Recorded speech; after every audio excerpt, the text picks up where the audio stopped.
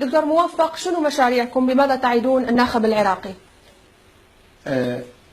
نعد الناخب العراقي أن نبني دولة مؤسسات في الفترة القادمة. والشعار هو والحقيقة هو خدمات خدمات خدمات.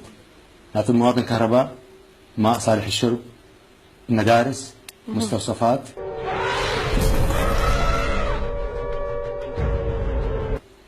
نعتني بالزراعة،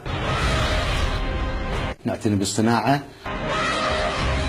ونعد كل مواطن من حقه عمره 18 شهر، العفو 18 سنة فما فوق، كل مواطن له قطعة أرض